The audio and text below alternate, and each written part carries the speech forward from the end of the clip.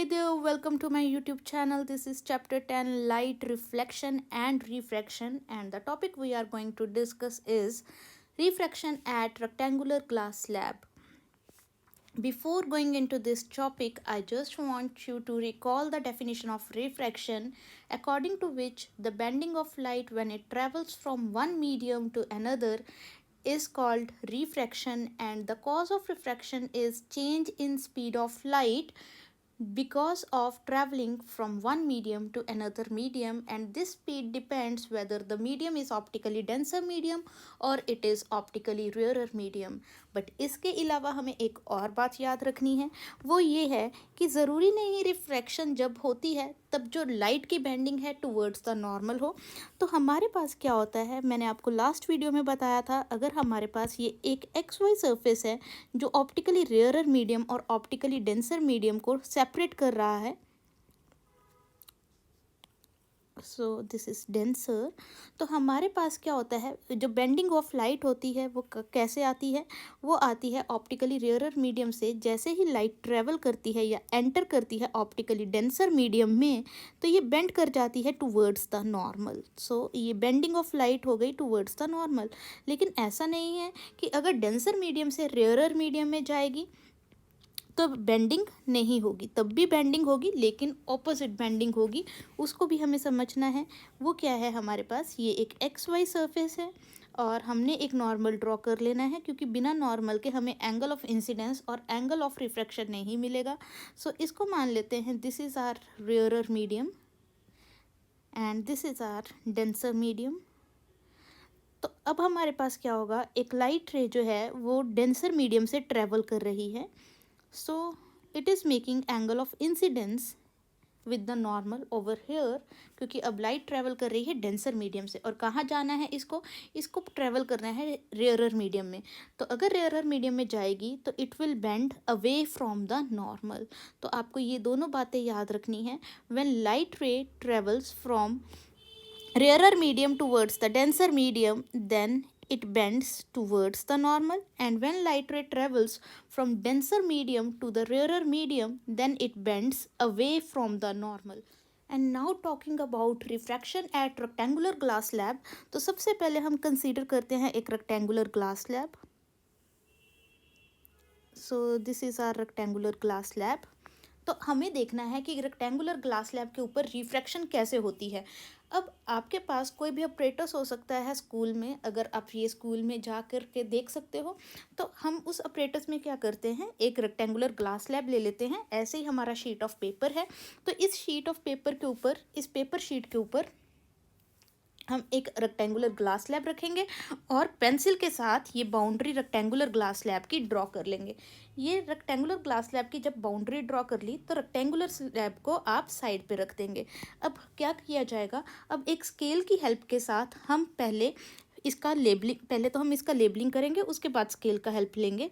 ABCD इसको हमने mark कर लिया, लेबल कर लिया, और AB फेस जो है हमारी रेक्टेंगुलर ग्लास स्लैब का, स्केल की हेल्प के साथ इस AB फेस के ऊपर एक परपेंडिकुलर ड्रॉ करेंगे और इसको हम कहेंगे कि ये AB फेस के ऊपर नॉर्मल है। तो अब यहाँ पे आप स्केल की हेल्प के साथ एक लाइन ड्रॉ करेंगे इस तरीके से। ये लाइन जो है ये हमारी इंसिडेंट रे को रिप्रेजेंट करती है और साथ ही में आप इसको मार्क कर दोगे एंगल ऑफ इंसिडेंस आई। अब सेकंड स्टेप में आप क्या करोगे, एक पेपर पिन लोगे और पेपर पिन को यहाँ पे प्लेस कर दोगे, पिन 1, और दूसरी पेपर पिन को लोगे, इसी लाइन के ऊपर आप पिन 2 को प्लेस कर दोगे। तो अब आपने 2 पिन्स को प्लेस कर दिया। अब हमें क्या करना है, अब वही ग्लास स्लैब को उठा करके इस बाउंड्री के ऊपर दोबारा से रख देना है। ABCD जो बाउंड्री ली हमने, इसके ऊपर दोबारा से रख देना है। तो जब आप इसको दोबारा से इस ABCD पर रख दोगे तो क्या होगा, आप इसके दूसरे साइड, जब आप CD वाली साइड से देखोगे तो आप इसके ऑपोजिट साइड में देख सकोगे। Let me show you this. तो अब क्या है हमारे पास, हमें चेक करना है हमारी रेक्टेंगुलर स्लैब कैसे दिखती है, जो हमें लैब में देखनी होती है। तो हमारे पास एक रेक्टेंगुलर डिज़ाइन हम बना लेते हैं यहाँ पे।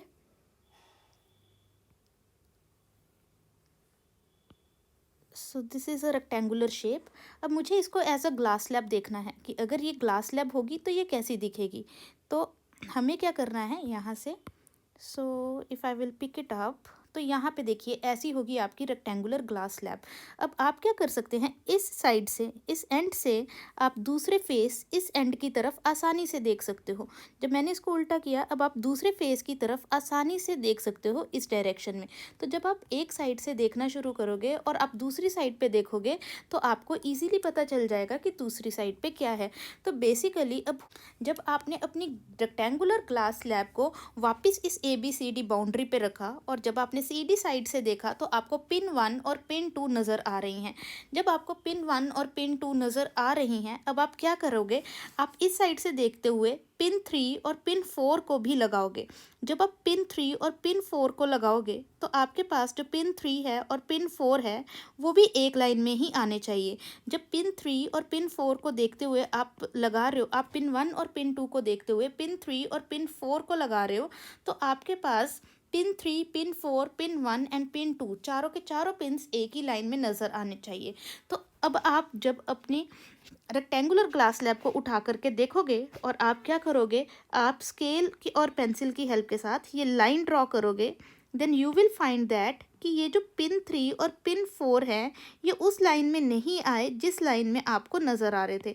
तो बेसिकली अभी मेरी ये लाइन इसमें से पास नहीं हो रही है, तो हमें क्या करना है, दोनों पॉइंट्स को एक ही लाइन के थ्रू पास करवाना है। सो हमारे पास ही आ गया पिन 3 और पिन 4। आपको क्या लग रहा था जब आप CD फेस की तरफ से दूसरी साइड की पिन्स को देख रहे थे कि पिन 1, 2, 3 एंड 4 एक ही लाइन में आ रही हैं, लेकिन जैसे ही आपने रेक्टेंगुलर ग्लास स्लैब को उठा करके देखा तो आपको नज़र आया कि जो आपकी पिन्स हैं वो दूसरी डायरेक्शन में चले गई हैं। जो पिन 3 और पिन 4 है वो एक लाइन में नहीं लगी हैं जिस लाइन में आपको P1 और P2 नज़र आ रहे थे। तो हमने क्या किया, यहाँ से लाइट को यहाँ से दोनों नॉर्मल्स के बीच में एक दूसरे के साथ मैच करवा दिया। तो कैसे मैच होंगी ये, so let us extend this line and this one. तो इस तरीके से एक्सटेंड हो गई।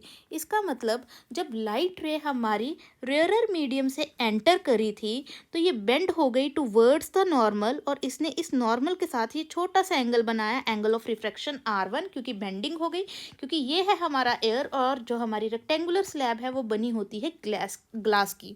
और यहाँ पे हमारा angle of incidence at the face DC है। यहाँ से अब लाइट जो ट्रेवल करेगी वो करेगी ग्लास से एयर की तरफ, और ग्लास जो है दैट इज़ डेंसर मीडियम और एयर जो है वो है रेयरर मीडियम। सो हमारे पास यहाँ पे एंगल ऑफ एमर्जेंस बनेगा, तो इसको हम लिखेंगे एंगल ऑफ एमर्जेंस, कि जिस एंगल के साथ लाइट रे एमर्ज हुई, बाहर आई ग्लास स्लैब से होते हुए। तो यहाँ पे हमारे पास ये बन गया एंगल ऑफ एमर्जेंस। तो जब आप इसको मेजर करके देखोगे you will find that angle of incidence is equal to angle of emergence. और दूसरी चीज़ जो आप देखोगे, आप स्केल की हेल्प के साथ इसी लाइन को आगे की डायरेक्शन में डिवेलप करना। जब आप इसको डिवेलप करके देखोगे तो ये आपकी स्ट्रेट लाइन होगी। तो आपके पास क्या होगा, जिस साइड पे ये पैरेलल, ये लाइन, ये एमर्जेंट रे जो है और ये रे जो है, ये जो इंसिडेंट रे की इनिशियल डायरेक्शन आ रही थी, एक्चुअल में ये स्ट्रेट लाइन नहीं बन रही है अभी यहाँ पे।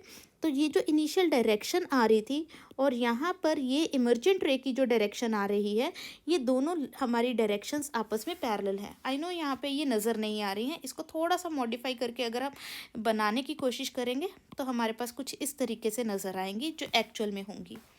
सो let me extend this line.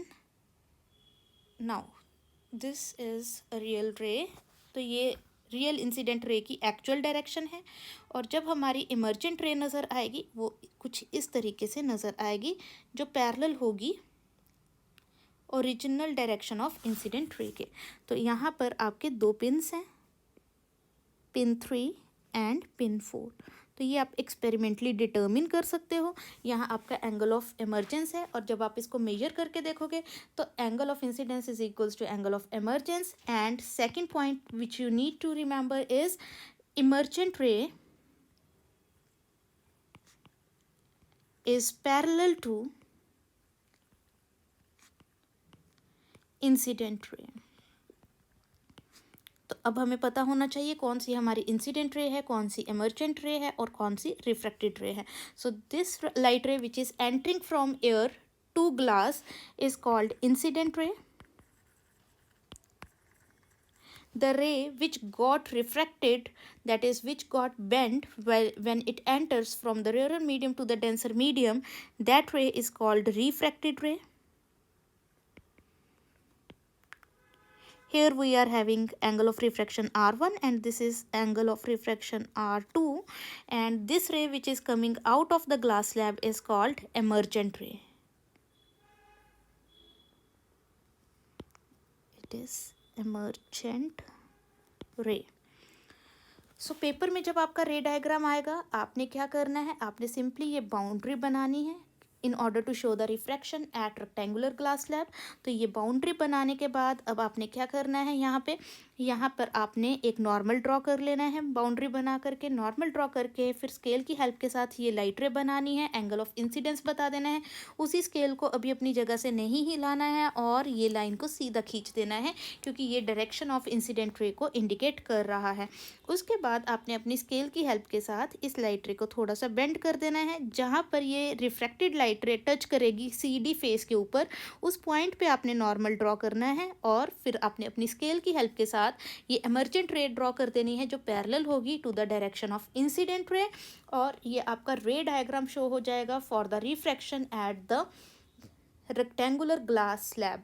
और इसमें अगर आपसे पूछा जाएगा कि हमें जो रिफ्रैक्शन जो रेक्टेंगुलर ग्लास स्लैब से दिखी उसमें से हमें क्या पता चला, तो कंक्लूजन क्या है, इसका कंक्लूजन है कि angle of incidence is equal to angle of emergence and emergent ray is parallel to the incident ray. So that is all about refraction at rectangular glass slab, and I hope you have understood the concept. And if you have understood, do not forget to press like, subscribe and share button, and do press the bell icon in order to get the latest notifications on my videos.